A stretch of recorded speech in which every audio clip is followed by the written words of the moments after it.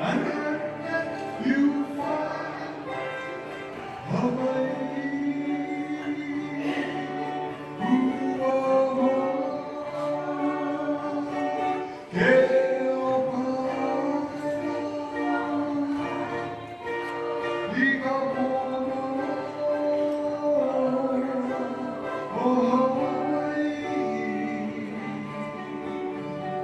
Could you just imagine if they came back and saw traffic lights and road trash? How would they feel about this modern city life?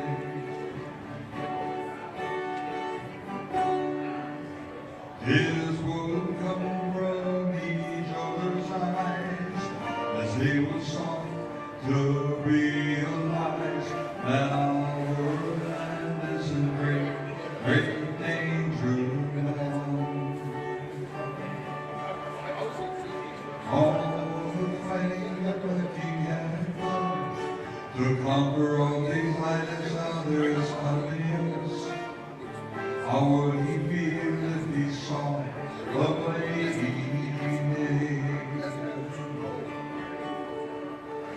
How would he feel? Would his smile be content, or would he cry?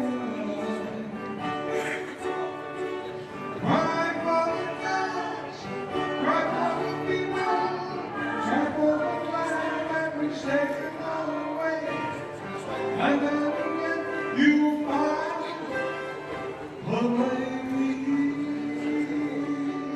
who was, yeah,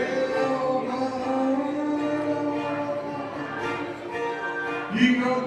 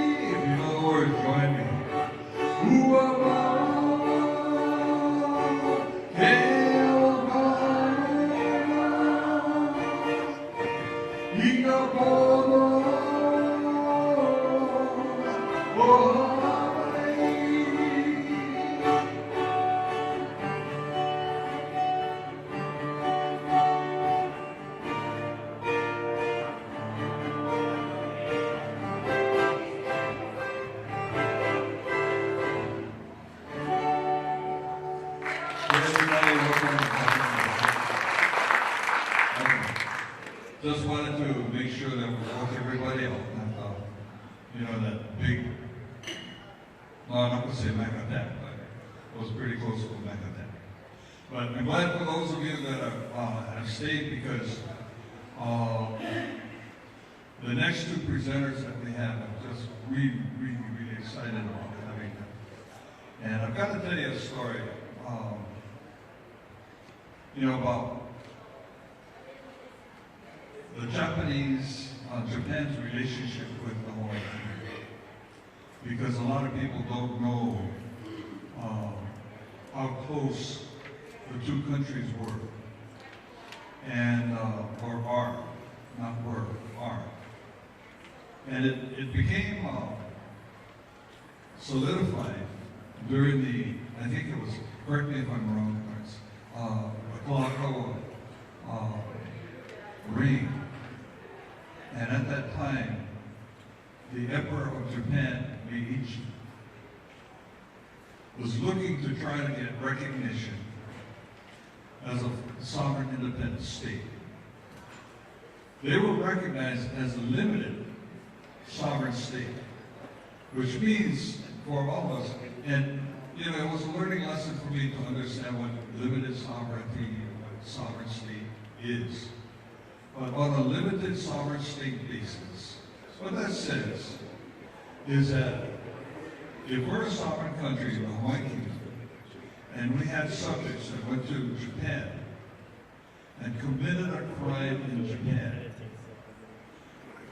our subjects of the Hawaiian Kingdom could not be prosecuted in Japan under Japanese law. So what would have to happen is that the ambassador for the Hawaiian Kingdom that was located in Japan would be the one to put that subject of the Hawaiian Kingdom on trial using Hawaiian Kingdom law. Couldn't use Japanese law.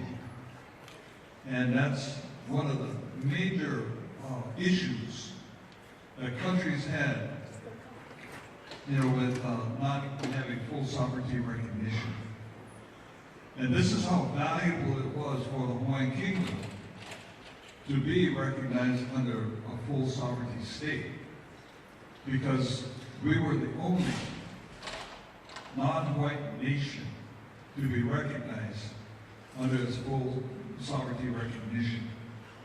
And so what happened is that Meiji had approached King Kalakaua, and also he bowed to Kalakaua when he requested that Kalakaua would recognize Japan for full sovereignty. If you understand the culture in Japan, the emperor is for God. Nobody, the emperor doesn't bow to anybody. People bow to the emperor. Well, because the emperor was looking for sovereignty recognition, because all the other countries that had full sovereignty refused to recognize Japan. And so Meiji did that. Unfortunately, Kalakaua died before he was able to recognize Japan. So his sister, when she became Queen Liliuokalani, on the very last day of prior to the overthrow, she recognized Japan for its full sovereignty recognition. So as a result, the relationship between Japan and the Hawaiian Kingdom was solid. Okay? And this is why when there was talk about restoring the Queen back to her throne, Japan sent a warship to cruise around the island in case Queen Liliuokalani needed assistance in being restored back to the throne. And it also answers a lot of questions I had when you had the Emperor and Empress of Japan and so forth, whenever they came to Hawaii during modern times. They were so reverent here in Hawaii. I couldn't understand it. But now I know, because of the research that have been coming out. And the reason why I'm saying this is because this is leading to this next gentleman that I'm going to be introducing. And I really like this guy. And the research that he has done just fascinates me. Because in his research, he's traveled to different countries throughout the Pacific. And so he didn't want to just research what was in Hawaiian records or congressional records as to what took place with other countries. So he went to other countries and literally, how many languages can you speak? 6, 5? Well, anyway, too many languages for me to count. And he speaks them all. And he goes to those countries and goes to their, through their records of their embassies and so forth, and he pulls out the writings of the different ambassadors that were serving in the Hawaiian Kingdom. And he got first-hand writings of what the ambassadors were seeing and what was going on in Hawaii. Awesome stuff. And what I'd like to introduce, and I'm sure I'm glad he's here, because the last time we tried to have him as a speaker, we had to do it long distance, because I think we tried to Skype in this presentation from Tonga. Was Tonga out? Oh, speaking in Kalawai. Well, pretty close. I think the cousins. And so it was really hard to get a clear signal and so forth. But we have him here today, and he flew all the way in thought about the Pacific in order to get here, in order to not have to pay a big amount of plane fare. So you have to fly to 4 or 5 different countries, in order to get to Honolulu. And he arrived this morning and they caught the Hawaiian flight from Honolulu to here so that he could do this presentation. I'd like to introduce Dr. Lorenz Gonschor.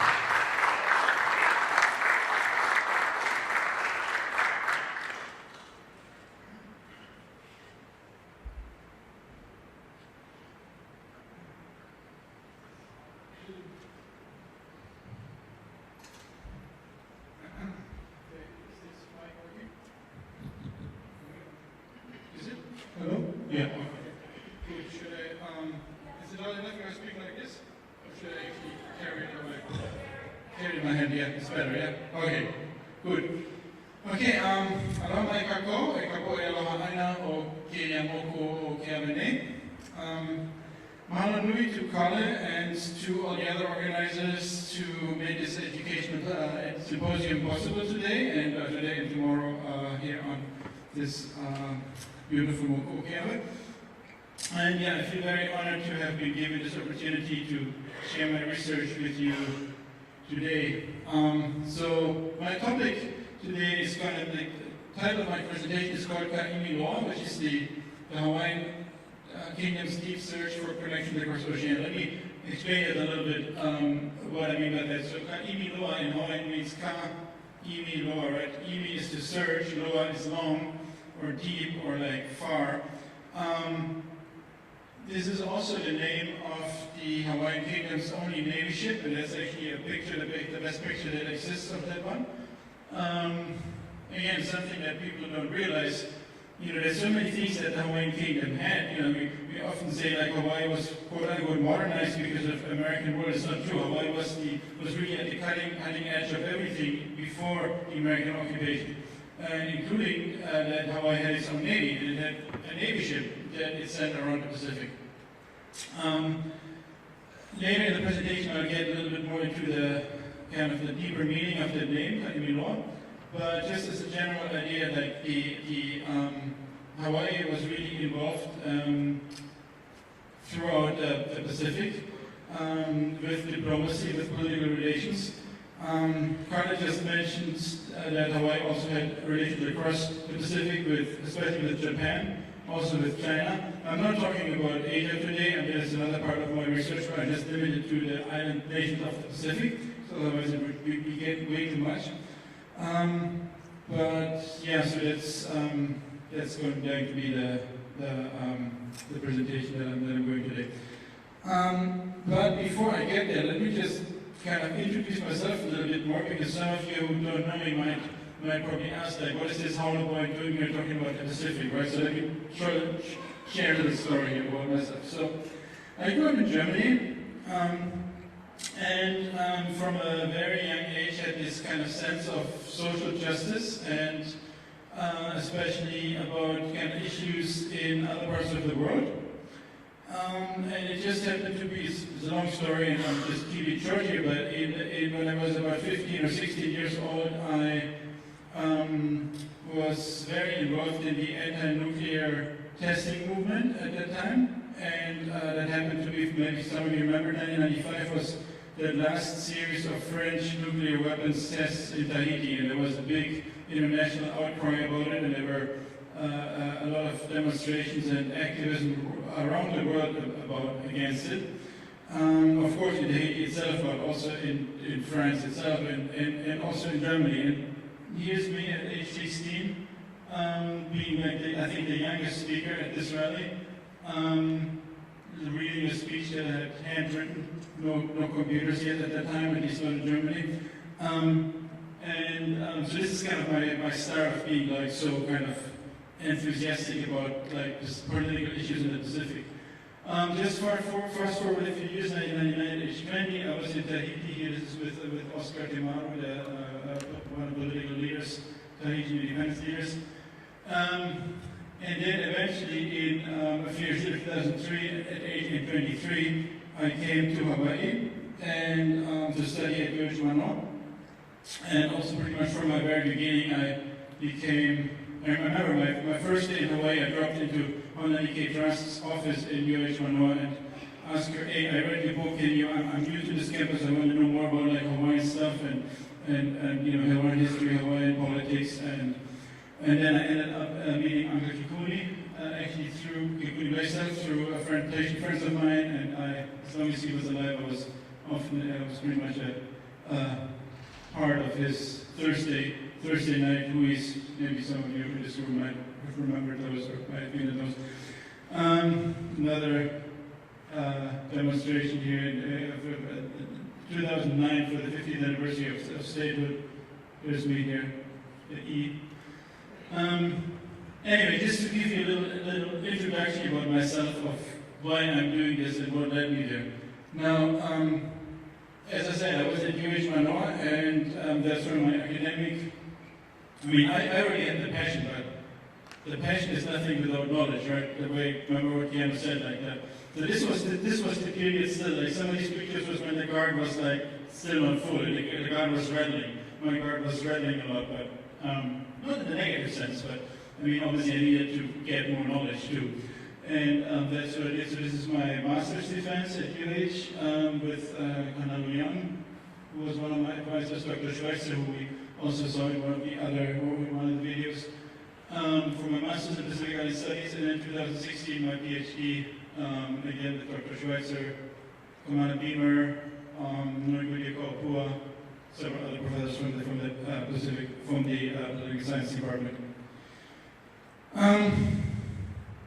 But let's now move away from my personal story, which is not the reason why I'm here today, but let's move to the actual topic of what I want to talk about. I'm talking about the vision of Pan-Oceanianism, which is, again, a kind of complicated word, but just means there's words like Pan-Asianism, Pan-Africanism, like essentially the idea of having the islands of Oceania, all of the Pacific, all of Polynesia, which to me are pretty much interchangeable words.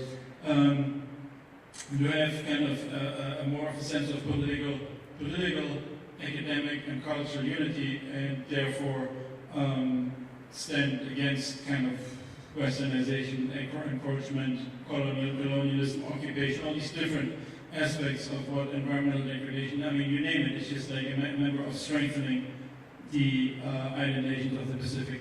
Now, interesting enough, the kind of as a modern intellectual vision, it was, I dare to say it was born by a Tongan in Hawaii. This is Dr. Hoʻihoʻi, the late Dr. Hoʻihoʻi. He passed away in 2009, exactly 10 years ago. And in 1993, he was a Tongan academic, Tongan anthropologist who at that time was teaching at the University of the South Pacific in Fiji. And he came out with this essay, Our Sea of Islands, in 1993, which was part of this book in New Oceania. And essentially his argument is that it's wrong to see the Pacific Islands as island nations that are small and isolated from each other, because that's a continental Western-based discourse. To the contrary, Oceania should be seen as one large maritime civilization, and the ocean is part of it's not about having small spots of land in the middle of nowhere. No, it's about an oceanic nation that consists of ocean and of islands in between. But that's essentially just like to change kind of the perspective. It was later picked up by Anote Tong, the president of Kiribati. He recently talked about we should stop talking about small island states. Why don't we talk about large ocean states instead? So that's kind of all in this kind of context. Now, what's interesting is you might wonder why I put the image of the settler right here and Mauna Loa. The reason is that Hoʻihoʻi, in his essay, he actually writes that he had this vision, this epiphany, where because he used to be, his writings before that were very kind of critical, like more in this kind of fatalistic sense. Well, our islands are not really, I don't think our islands will ever have a chance to become something important, and we will just become part of this amalgamated kind of globalization. Some of his essays before were very fatalistic, and then suddenly he totally changed like 180 degrees. And he said it in his essay that he had this vision here. He was driving around, he was driving from, like we, or some of us in the conference will do tonight, or whatever tomorrow, drive over to, from this side, from Hilo side to Kona side. He was doing that for a conference he was, and then he saw Mauna Kea and Mauna Loa, and it suddenly dawned on him that it's what a ridiculous colonial mentality it is to say that Pacific Islands are small and unimportant. So anyway, just the point I'm making is that Hawaii always has this kind of central position in these kind of pan-Pacific ideas, and to me it's not a coincidence. The fact that Epeli had this vision in 1993 here actually goes back to Hawaii's really specific place during the kingdom in Oceania. I also, part of this is why I am focusing on this perspective, is also that we really change the perspective of Hawaii and recenter Hawaii in Oceania. So I just have a few pictures. It's kind of the popular image of Hawaii. Obviously it doesn't need much explanation. I sometimes do this presentation outside of Hawaii, so it's want to make it more graphic. Obviously the mass tourism, but these are usually most people, at least outside of Hawaii, they know Hawaii as being like an inset somewhere in an American map. It's not even clear where it is. Like, this is actually not even the worst. Some maps even have it in the Gulf of Mexico. I've seen that too. So it's just like this complete disorientation. Hawaii is somehow attached to the US, but it's not even clear where it is. It's somewhere off, kind of, right? And of course, the whole point of what I'm doing is to challenge that with different points of view. Now, of course, let's go back to how the Hawaiians themselves saw it in the 19th century, during the kingdom, before occupation and indoctrination distorted everything. And that's how we get here. That's the first map that I'm aware of Oceania that was printed in Hawaii, in the Hawaiian language. It was part of the Lahaina Lunar School Atlas that was printed in 1840. And it names Oceania with that term, Aina Moana, the islands of the sea, or the lands of, not even islands, lands of the sea, ocean lands. It's essentially the same concept as the word Oceania in English, which Epeli Hau'ofa, for good reasons, favors over anything else, Pacific islands, Pacific region, Polynesia, Micronesia, Melanesia, whatever. Oceania, right, like that focus on the ocean. And that's exactly how Hawaiians in the 19th century saw it, Aina Moana. Also note that the Lahaina Lunar School Atlas has it covers the entire world, and each section starts with a map of the continent, and then a map of the most important country of that continent, and then maybe some others. So for example, there's a map of North America, and then there's a map of the US, and then there's one of, I think Mexico or whatever. The one of Europe has first all of Europe, then it has England, and then it has like other countries, right? The first section, and that's very interesting, this National School Atlas of Hawaii, it doesn't start with a map of the Hawaiian Islands, it starts with this map. That's the first map, and then the next map after that is Ko Hawaii Pai Aina. So there you see like this perspective, Oceania, like Aina Moana, that's the continent that the Hawaiian Kingdom belongs to.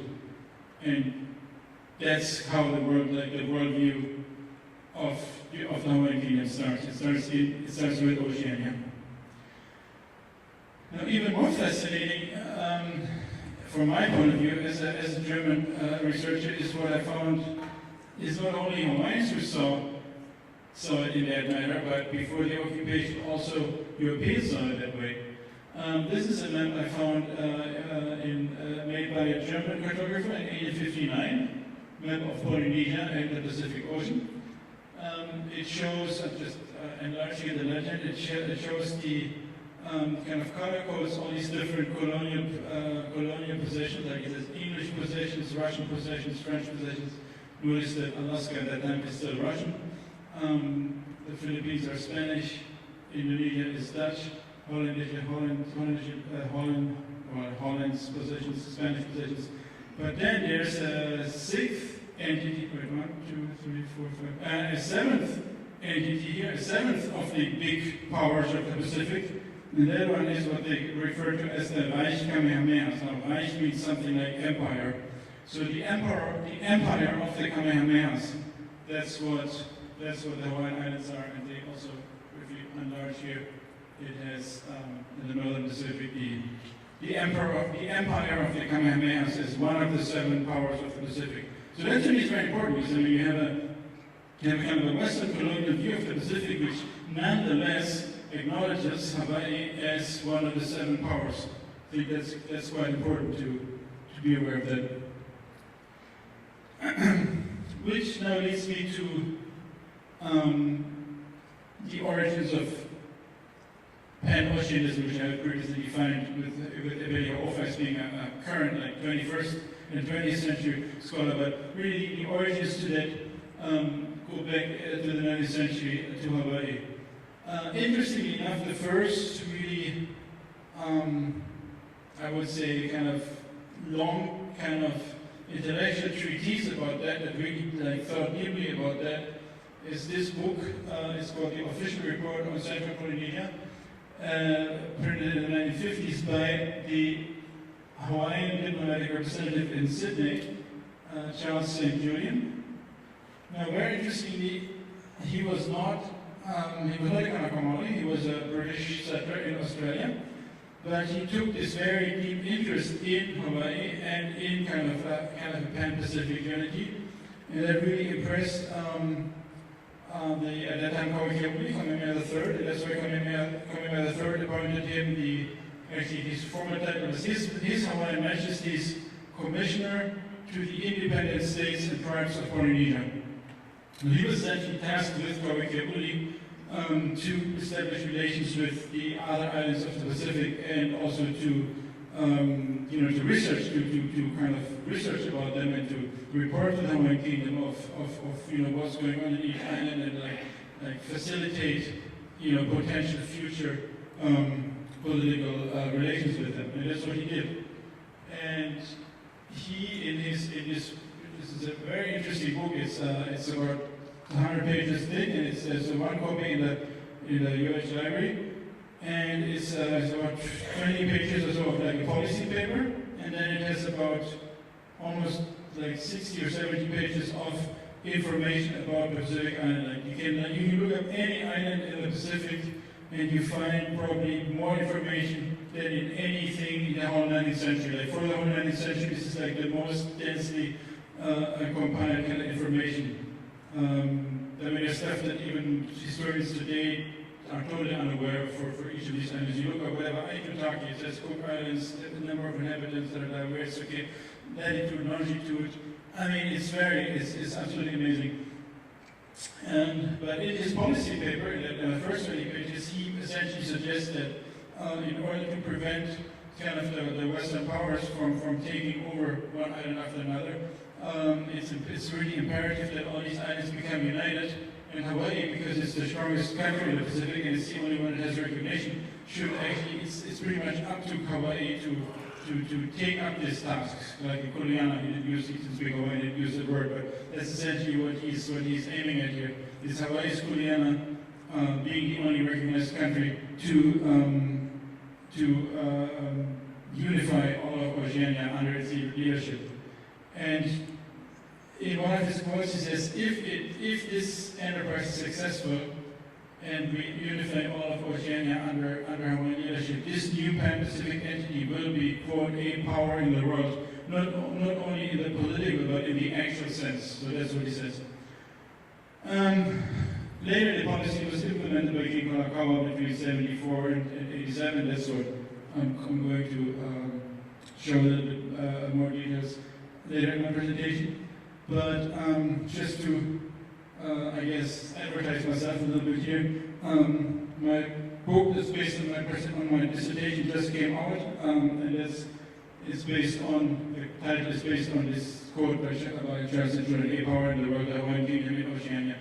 So it just came out like the end of last month, so I was abroad, I'm based in Tonga and was traveling throughout Tahiti, Fiji, and other places, so I'm not sure whether it's yet in the bookstores in Hawaii, but it's definitely, if it's not in there yet, it should be there soon. And it's already on Amazon.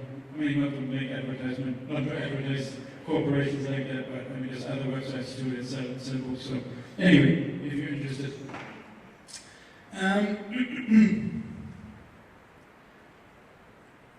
Now, one other very interesting aspect of this is that there is a constitutional, what I call it, constitutional genealogy here. Through these exchanges that happened, that were most of them initiated by St. Julian during Hoʻihoʻi's reign, but then went on during Kamehameha the fifth reign, and then during Kalakaua as well. As a result of these connections, the Hawaiian Constitution was used as a template in other parts of Oceania. So here we have the Hawaiian and English versions of the 1864 Constitution, the last real Constitution of the Hawaiian Kingdom. And as I say, it served as a model for Fiji. This is the Fijian Constitution of 1871 the original signed by King Kakombao. It's in the National Museum of Fiji Library. That's where I found it. And that one is, this is the Fijian version, but if you look at the English version, it's exactly it's like almost a literal copy of the Hawaiian and 64 Constitution.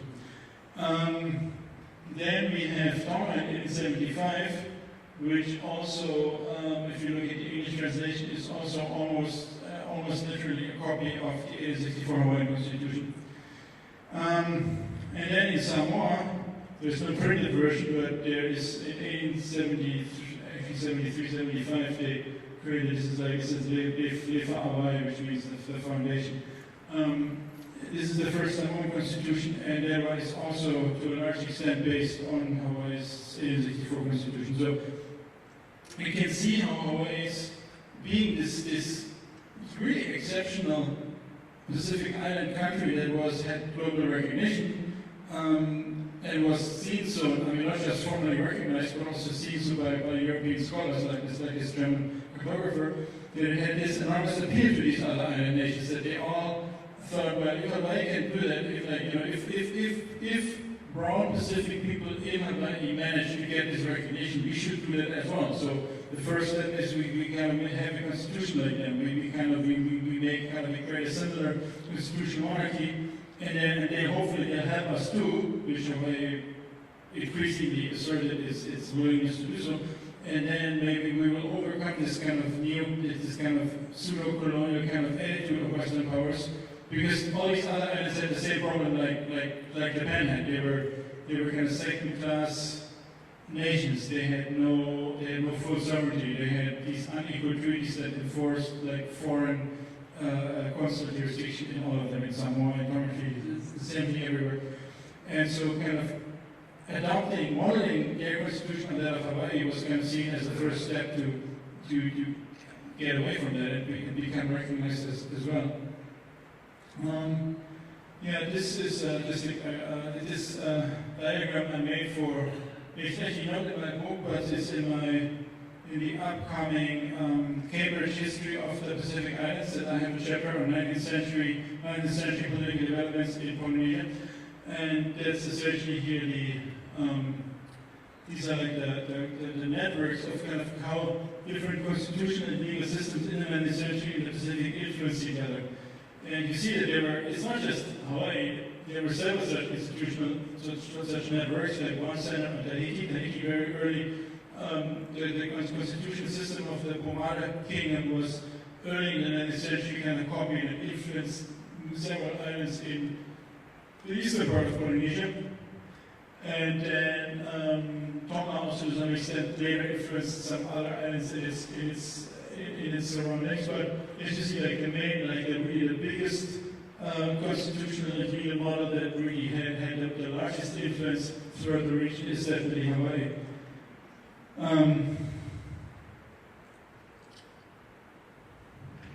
The next one. But now I want to focus also on some of the documents that I found in the archives, because to me it's always the most important thing. You can have grand theories and you can indulge in how great this kind of Hawaiian vision was and whatever. But the most important part is always, I think, to really focus on the primary source documents. I mean, that's the whole point, right? We were like Damon wanted people here to forget the history, the language was exterminated. I mean, almost.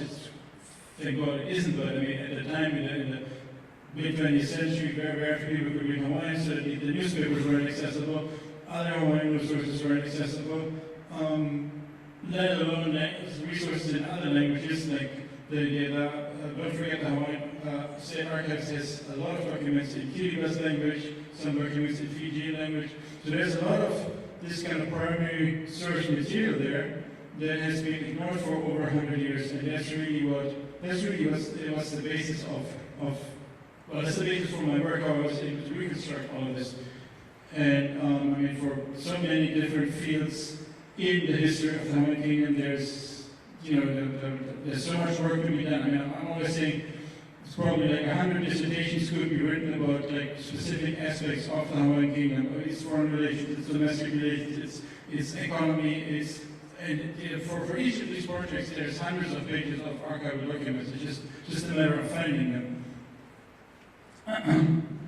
And so now the next section, I will just showcase a few examples of actual correspondence between island rulers in the 19th century that I found.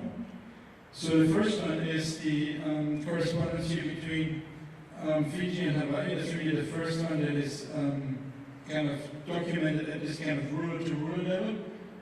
But actually, there was before. There was also correspondence already between the Pomare Kingdom, between the Tahitians and the Hawaiians. That was even earlier. But in the later part of the 19th century, Fiji and Hawaii had some very interesting correspondence here. And so what happened was in 1871, Fiji, the various chieftains in Fiji had just been unified under one ruler, Nakongo, who kind of wanted to be something like the Fijian Kamehameha. And they then wanted to create a constitution and create kind of a monarchy similar to Hawaii, so that then Fiji could be recognized and enjoy the same status as Hawaii. So because of that, King Nakongo wrote to Kamehameha V, and this is the letter, the original letter. It is in English, written by Nakongo's secretary, but Nakongo himself signed it. And that one is in the state archives. Then, shortly thereafter, Kamehameha V replied, and he actually had it written in English, but he had a Fijian translation attached to it. I don't know who in Hawaii spoke Fijian, but somebody in the foreign ministry in Hawaii must have spoken Fijian to the translation. And now there's another challenge here for research, just so you guys get some idea of what I've been doing. At that time, people didn't have Xerox machines, so a lot of these things were just done. There was just one single copy, and that letter was sent, and that's it. So in order to find this, to find Kamehameha V letter, I had to actually go to Fiji, to the National Archives, and see that answer, that reply there. Now, actually, I want to just go back to that. So essentially, what Kamehameha V said was that he was saying that he expresses his cordial feelings and announced that he would send a Hawaiian diplomat to Fiji to assess the situation and see what Hawaii could do. Now, the mission was quite successful. Actually, St. Julian is the one that Kamehameha V sent there. St. Julian authored a detailed report on the international legal status of Fiji, and arguing that Fiji is a functioning state and has a constitution, just like Hawaii, and there should be no reason why Britain or other Western powers should continue to treat Fiji as a second-tier state, and actually Fiji should get the same recognition as Hawaii.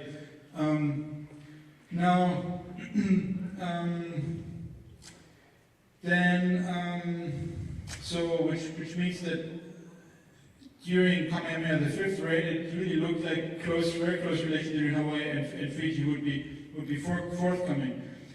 However, what happened was that Kamehameha V passed away, and then Lunalilo, his successor, was Well, I think he did. He made quite a few wrong choices, at least in foreign policy, because he appointed, out of all possibilities, he appointed Charles Reed Bishop to be Minister of Foreign Affairs. And Bishop was really antagonistic to this idea of pan-Pacific, pan-Oceania. So Lunalilo did write a letter to announce kind of his ascension to the throne, but essentially he wasn't supportive of this exchange, and pretty much Hawaii didn't get anything. I mean, Fiji didn't get anything out of this. Like right at this time when Fiji would have really needed Hawaiian support, it didn't get it because Hawaii had a king that was weak and had a totally messed up foreign minister. So unfortunately, at the time, it didn't really go anywhere. And then instead, actually, the former Hawaiian diplomats that were supposed to be charged with this, St. Julian and his successor in Sydney, they were very frustrated too, because they got these signals from Honolulu, from Bishop, that they should stop this whole pan-Polynesia policy. And then they started instead to go with the King of Tonga and try to build kind of the Pan-Pacific Federation from Tonga instead of from Hawaii. Now, as we know, Leo lived only very, very shortly, and then Kalakaua came to the throne. And Kalakaua really was probably the most enthusiastic pan-Pacific or pan-Oceanian of all the Hawaiian monarchs. So merely 4 days after taking the throne, he did write another letter to the King of Fiji, and again, kind of told him that he was announced his accession to the throne, and pretty much giving hints that he would resume cordial relations. He also appointed a new Hawaiian consul there. And the Hawaiian consul, actually, this is not here, but I see the letter from the Hawaiian consul to the King of Fiji, where he says, I am here to assist you in anything you need in this critical situation, because at that time the British were starting to take over Fiji. And so, again, this was kind of a last-ditch effort, but it came too late. Had there been not this messed up interlude during Lunalilo's reign, Fiji's might have been saved from British colonization through Hawaiian help, but unfortunately it just kind of came too late. And then Fiji was taken over by the UK in late '74. Now, the next case here is Hawaii and Samoa. Samoa, meanwhile, was going through a similar stage in political development. In 1873, the Ta'imua, or leading chiefs, they had also formed a kind of unified centralized government, and were also striving for international recognition. And so in 1875, they wrote a letter to King Kalakaua, that is in the, I think it's in the State Archives, yeah, asking Kalakaua whether he would provide recognition to Samoa as an independent state. And then they attached the translation of the Samoan Constitution, which is the one that I showed before. I had to look for years and years to find this one, and finally last year I found it in the archives of the Catholic Church in Apia, which was very hard to access, but finally I found it. I mean, there are English translations in copies in the German Federal Archives in Berlin as well that I found.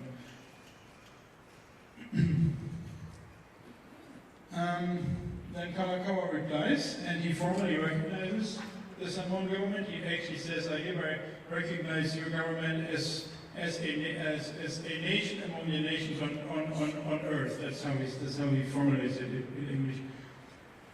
And at the same time, the Ta'imua had appointed an American adventurer whom they trusted, Albert Steinberger, to be the Samoan representative. And he then wrote a follow-up letter to try to negotiate a treaty with the Samoan-Hawaiian Friendship Treaty.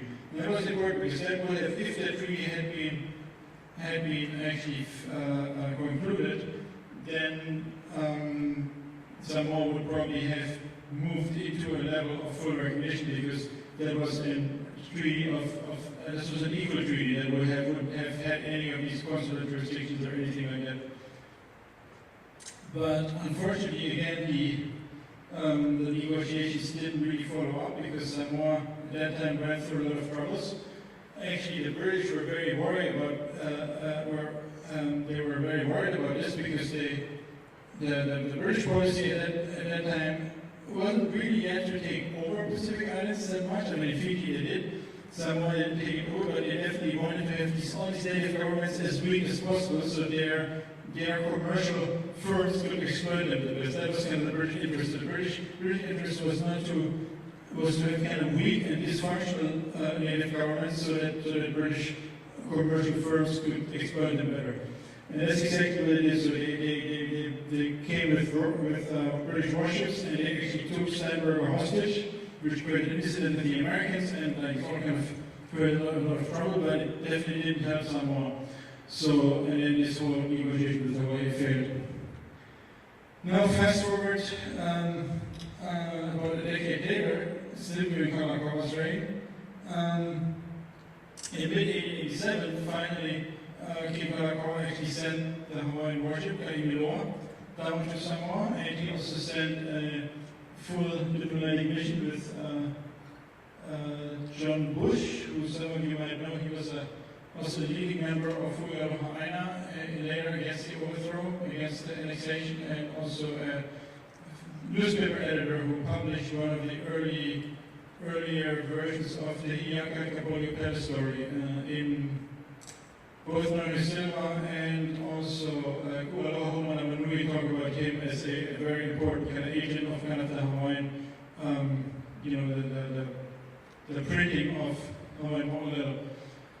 So he was multiple. He had various talents. One of them was in politics. He was governor of Hoʻihoʻi, Minister of the Interior, Minister of Foreign Affairs, and then ambassador to Samoa. And then with him was Henry Poor, his secretary, and here's King Malietoa Laupepa, who all of them are there on board the Hawaiian warship. And then in February 1887, they signed a Treaty of Confederation between Hawaii and Samoa. Here you have the Samoan ratification with Malietoa's signature. And this one is also in the state archives, but it's misfound. It's not in the treaty. That's one of the problems, that as part of this confusion, things are all messed up in the state archives.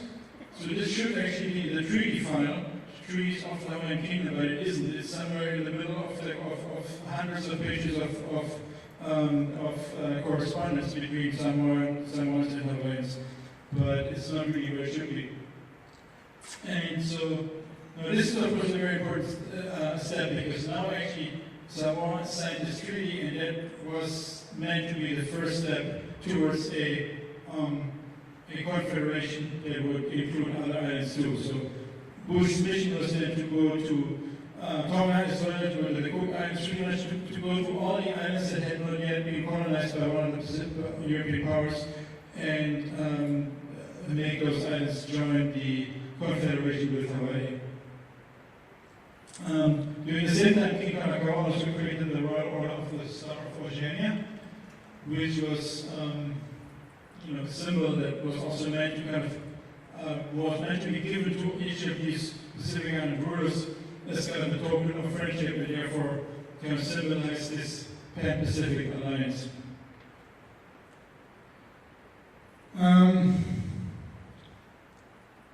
At the same time, there were also close relations between Hawaii and Tonga. In 1880, King George Paul I of Tonga, through his Minister of Foreign Affairs, Shirley Baker, initiated negotiations for also the Treaty of Friendship with Hawaii. So this is right after they had copied the Constitution from Hawaii, and then as the next step also wanted to have a friendship treaty. Again, for the same reasons, because they were trapped in this unequal treaties regime where the British and the Germans would have their consuls essentially legislate for their own subjects in Tonga, and Germans and British and Americans or any other foreigner who was in Tonga was exempt from Tongan law, which of course was a very humiliating and frankly very racist kind of procedure and system. And in order to get out of this again, they saw Hawaii as being kind of the cornerstone, like the one white nation that is fully recognized, and through that way they could, Tonga could be helped to get there as well. Then Kalakaua responded positively, and he wrote back, but then at that time Tonga didn't follow up because there were internal crises. Again, the British were meddling in Tonga at first. They were stirring up opposition against Hoʻihoʻi first. There was even an assassination attempt against the Prime Minister, and Tonga was really chaotic internally at the time, and that's probably the reason why the correspondence was not further pursued at the time.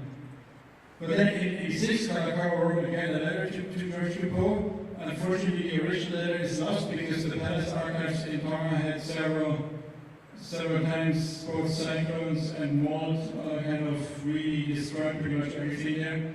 So the oldest records that when I went there were from about 1910 or something. So unfortunately, the original is lost.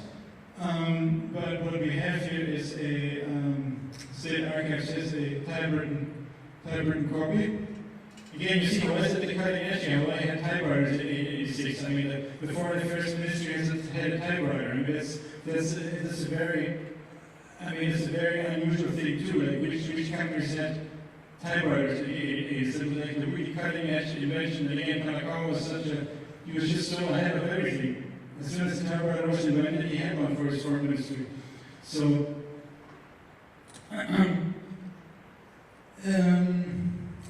Well, the point was that it was supposed to be delivered by Hawaiian and Bush, the same one who was just before, who was at the same trip also in Samoa.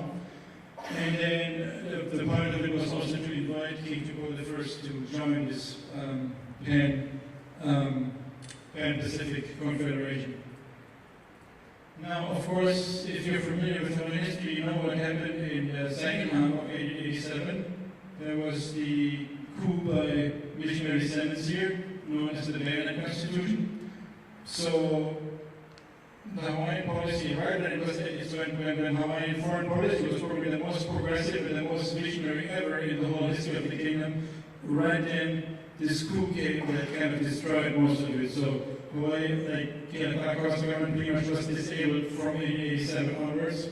And at the same time, what is with Hawaii itself being weakened through this, the Western powers that immediately caught up, and the Germans, for example, the Germans invaded Samoa right like a month after and took King Malietoa Laupepa, the one who had signed the treaty, hostage, whereas the British then kind of broke into Tonga and kind of imposed their own protectorate there. So you really see how like Hawaii, as long as Hawaii was strong, other Western powers wouldn't really dare to mess with the independent Pacific. But as soon as Hawaii itself came under attack from like first the missionary families and later the U.S. itself, that's when the other Western powers were like seeing their chance to grab islands in the rest of the Pacific. So you really see how this is all connected. Both the Western imperialists is connected, but so is the resistance against it. If the resistance works well with Hawaii and its sound, then it actually worked pretty well. But as soon as the Hawaii as the center was weakened, then the other powers came and grabbed all these islands. There are some other interesting documents in the archives. Tokila was people. How many of you have heard of Tokila that exists as an island? Not too many. It's a very small island nation north of Samoa. It consists of 4 islands, 3 of which are in New Zealand overseas territory. The third one is currently occupied by the U.S. as supposedly part of American Samoa, which is a very problematic international legal issue.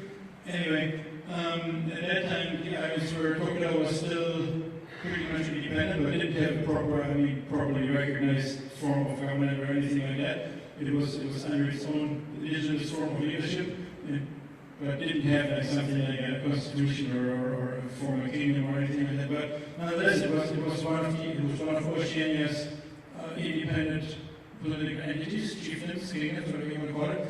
And their king, Te Tauno Whakaofo, he also wrote a letter to King Kalakaua that I found in the archives.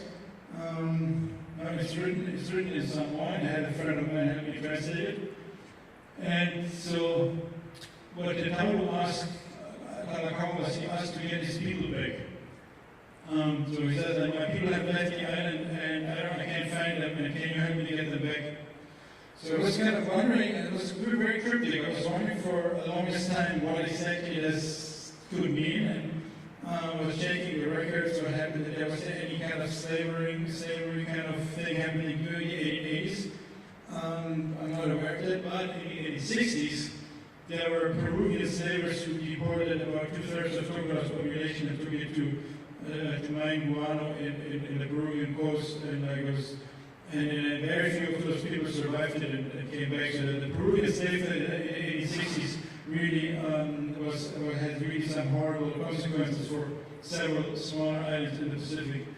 And Tokyo was hit really hard. So again, this is like 20 years later, these people are still not back. And so he, I guess, in his desperation, he thinks the only one who would help him is probably the one Polynesian ruler who has a navy and has an international network of diplomats and has all of these resources that he could probably help the Tokelauans to get their islanders, to get their people back. So again, it shows the reputation that the Hawaiian Kingdom had in the Pacific at the time. Everybody knew that Hawaii had these resources and had this capacity to be an international player. And to have Western powers have that respect, at least to some extent, by the Western powers. I'm not aware of any follow-up with this.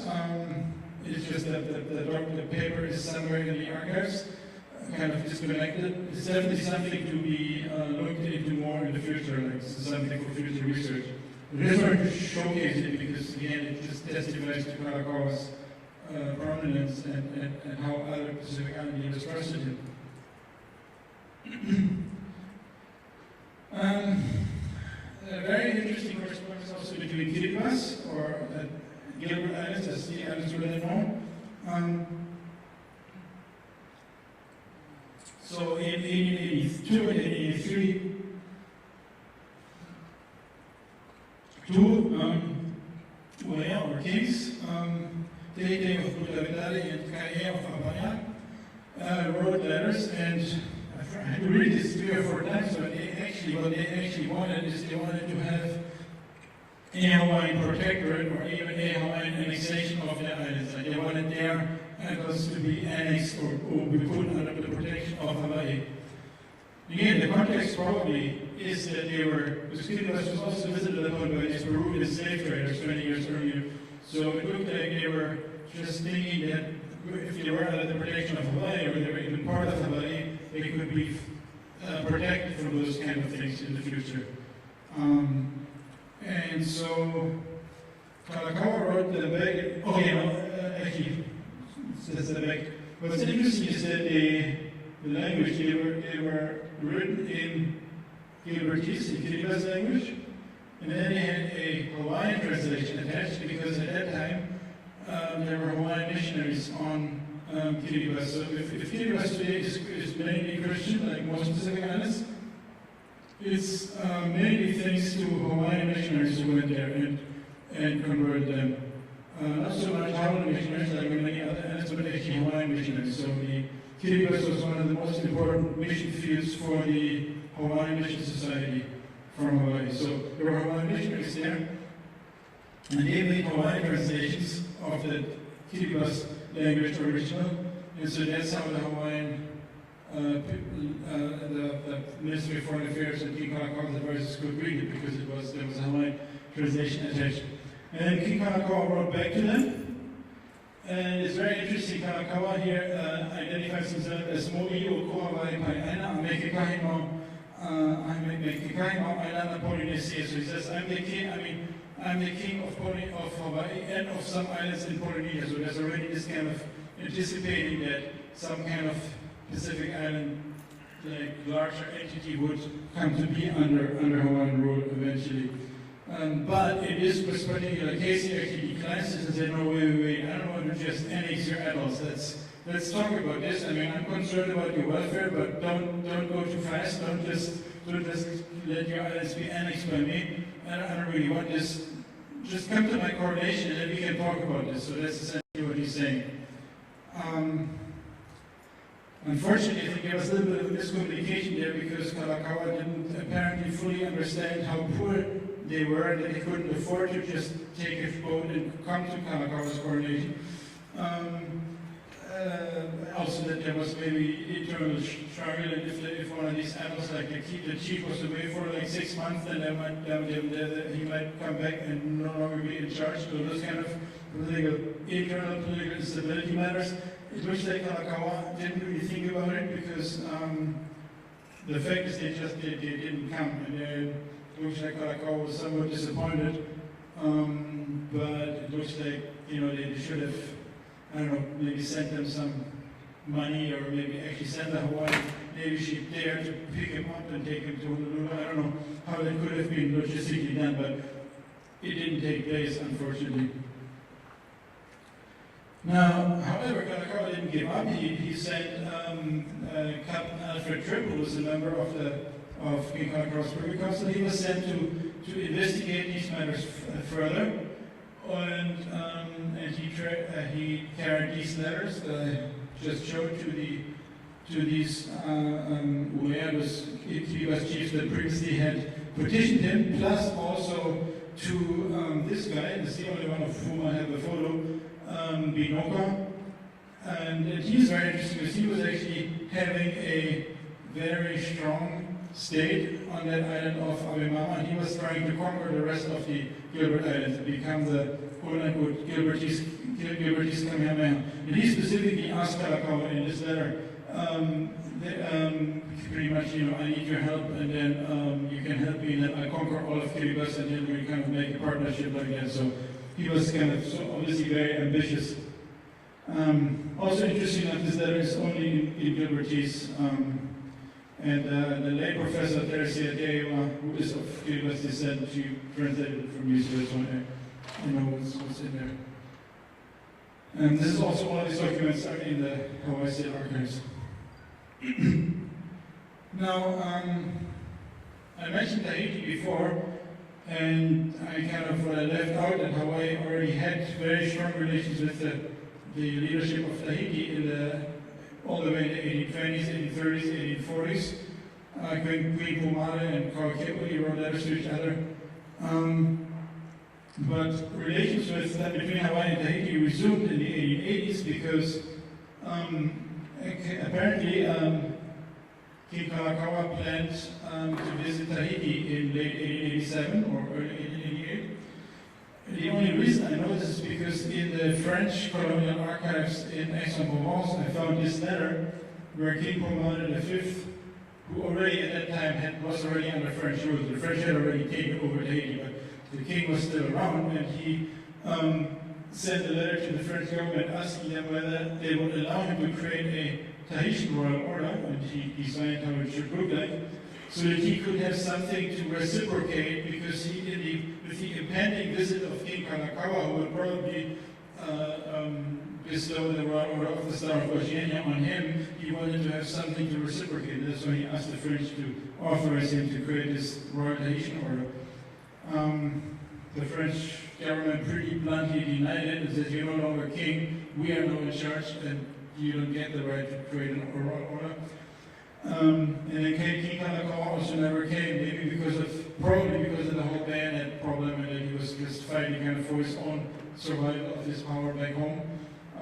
Again, this is a story that needs to do more research in, but again, it's very interesting that if you go around the world, you find these kind of things that point out things that you never know. Maybe the bayonet people removed this from the archives, because there's stuff that got lost too in the archives, especially in 1887, 88, through the whole bayonet. There's still a lot of things that are kind of unclear. It looks like that some documents were deliberately removed from the archives around this time of the bayonet constitution and that whole background. So, I'm just surprised that no reference to this is in the Hawaiian archives, but obviously in the French archives there's a trace, because the French got this letter from King Pumare. Now finally, I'll just Smithsonian. I also want to point out that this Pan-Pacific solidarity continues on even after the overthrow. In November of 1893, there's a letter by a Tahitian princess who's actually married. She's a collateral descendant of the Pomare dynasty who is married to a Hawaiian Kaukaʻi, Nilito Sumner, and she writes a letter to Queen Pomare, to Queen Liliuokalani, personal greetings and how are you, and in all this stressful situation, whatever. So I mean, it's quite interesting how, again, it shows how how this reference for the Hawaiian alii was there, even after the overthrow. So it was not just a selfish thing like we want Hawaii to help us, and now the Americans are messing with them. Well, too bad. No, they actually Pacific Island, other Pacific Island leaders keep their writing to the Hawaiian rulers, to really Liliuokalani. This is just the last comment. Is just, I guess it's linguistically it's interesting, but that is a very interesting mix of Tahitian and Hawaiian. It's neither Tahitian, neither proper Tahitian nor proper Hawaiian, but it's a very interesting mix of the two. Now, having seen all of this, just fast forward now to the 2010s, and now comes to the point, why is this important today? That's really the point. Why am I telling this story? Well, obviously to showcase how important the role Hawaii played back in the 19th century, and part of that you guys who work for the occupation can be proud of that. But it was much more than that. I also want to show how this actually has practical consequences even today in other islands of Oceania. So in 2011, a new Pan-Pacific Association of Governments was created. It was called the Polynesian Leaders Group, PLG. They have, since 2011, they have annual meetings. And it was spearheaded by Julia Epasai the Prime Minister of Samoa.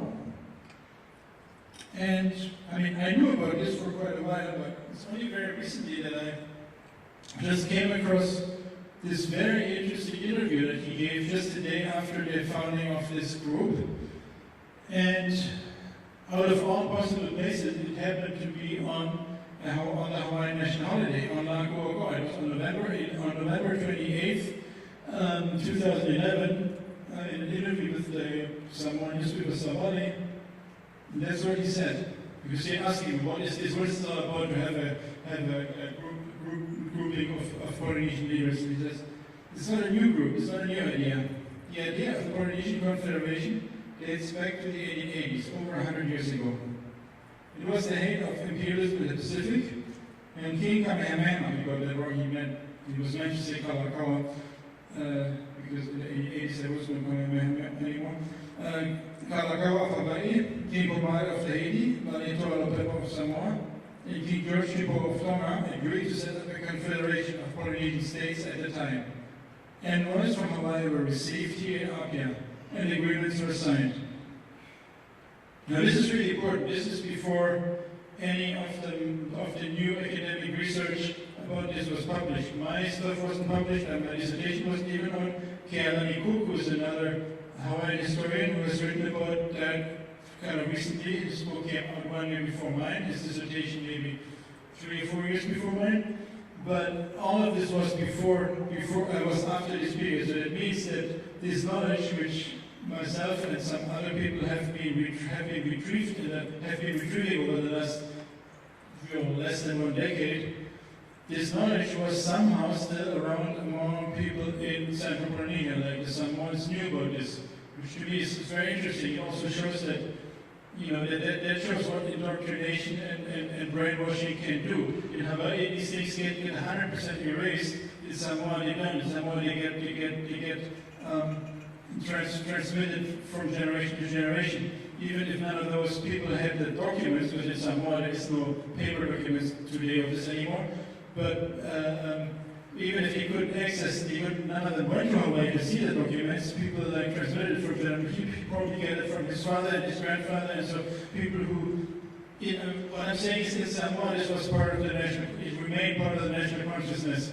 In Hawaii it didn't, so there you see like the big difference between a kind of occupational indoctrination and, well, a rather superficial colonization that the German was interested in Samoa, but it didn't go so deep, it didn't go into the same level of brainwashing as the American occupation went here. Interesting enough that a few years later, Kamanaʻapono Crab, who you probably all know for his, whatever you guys might think about OHA or what I think about OHA as an entity, but I do have a lot of respect for his stand in 2014 where he wrote his famous letter to the Secretary of State, but he was the one who later joined the Polynesian Leaders Group and came to these meetings to represent Hawaii at those meetings as well. So this is kind of an interesting development that you have. It's kind of these 19th century precedents are now being reenacted by people in the Central Pacific, in the Southern Pacific, and now Hawaii is kind of catching up. In fact, Hawaii was at the center at the beginning of it, but because of American indoctrination, like Hawaii is kind of, now it's kind of lagging behind and trying to. But I mean, I'm sure soon with all these positive things that Cameron just shared, I'm sure we'll here in Hawaii will catch up soon and we'll be the center of this soon again.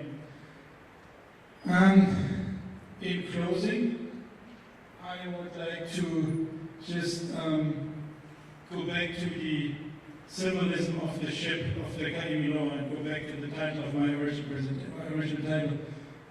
What the symbolism of this ship is to me is really, this is one of the most underrated symbolic items, I think, of the Hawaiian Kingdom's history.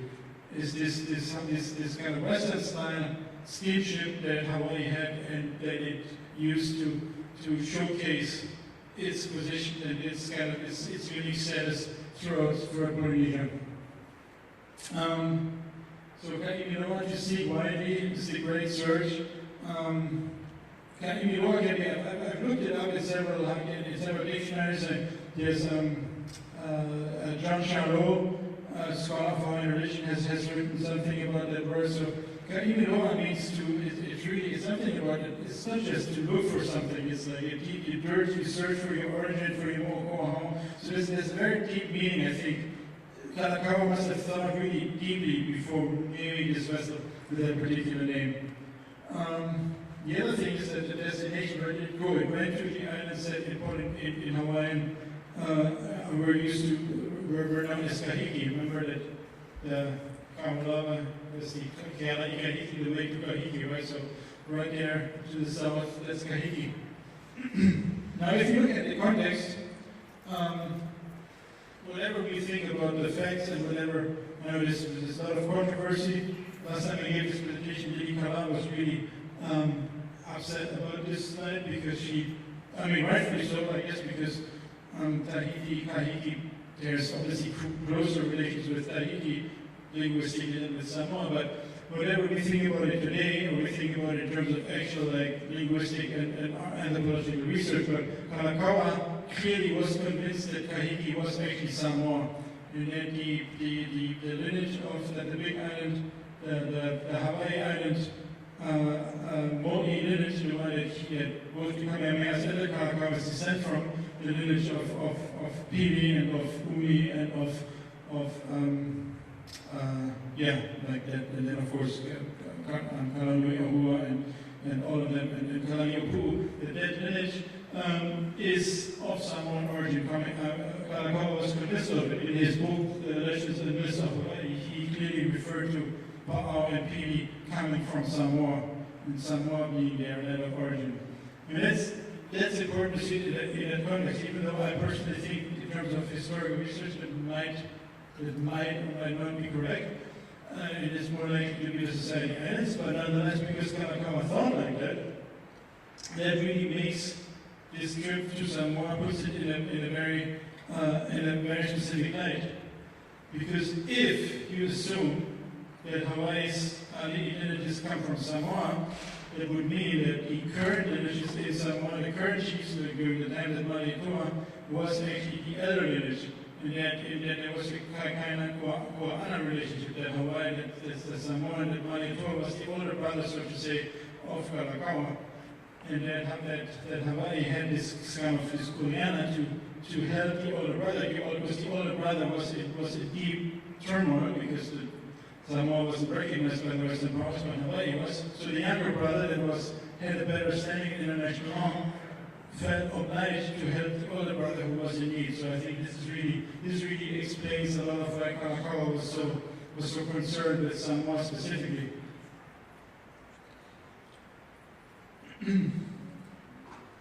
Now, the second point about the Kaiminoa why it's so important is that it's symbolism beyond, it's symbolism during the occupation.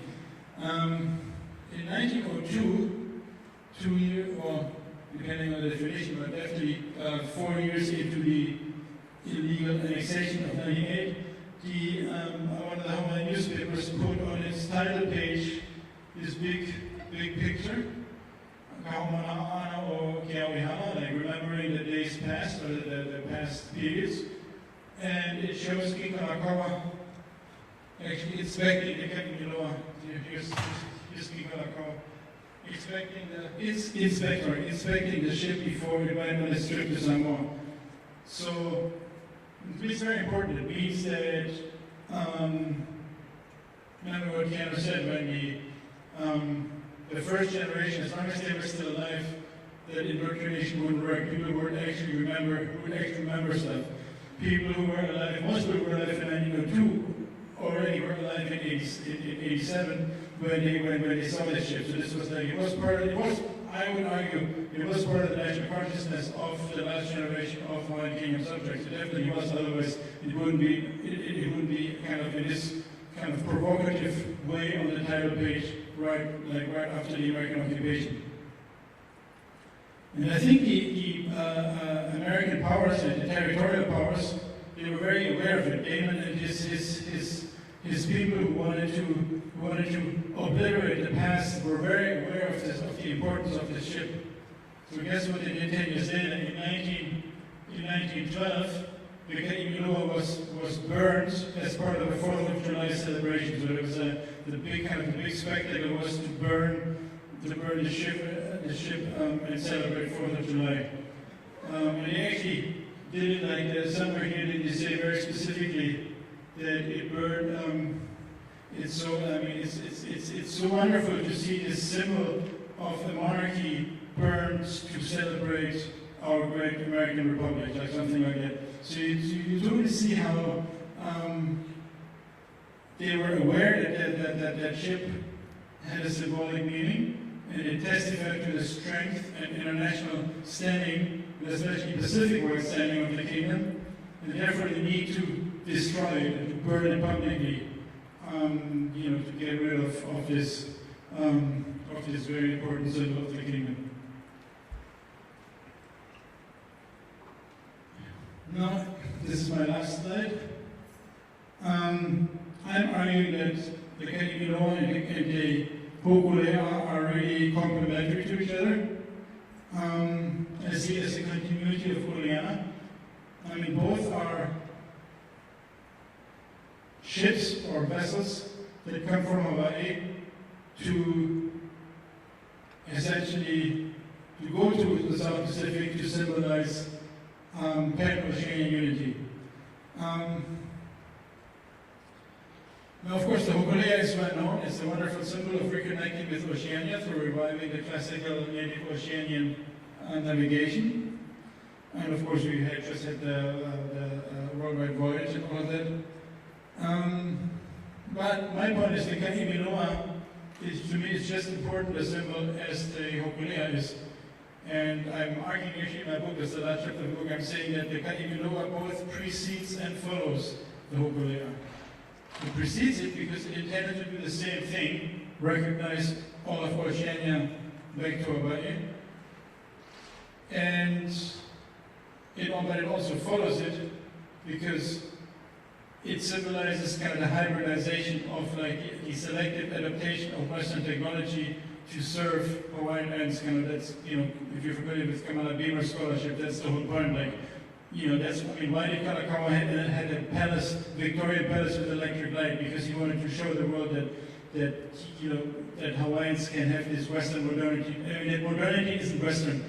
That this technology can be used by brown people to show the world, to advance their own stuff.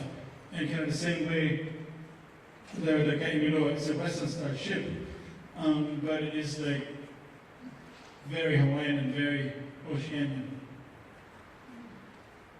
So with that, I end, and just a list of all the archives that I went to put this together. And we can take it from there with questions.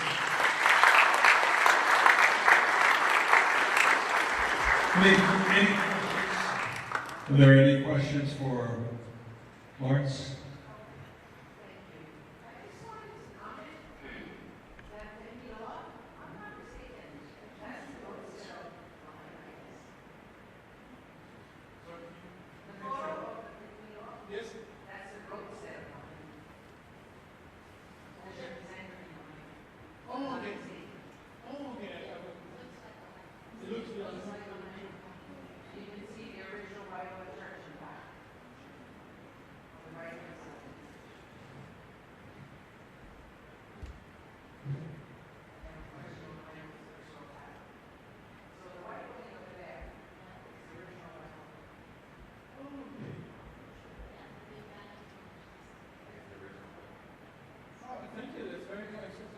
Sorry, I've always wondered where exactly it is, and I didn't really concern myself too much with it. And I mean, because I did so many other things, I didn't really research that in much detail. But thank you for that's good to know. Thank you very much. Okay, thank you. All right, how about a hand for Dr. Lorenz Gonschor?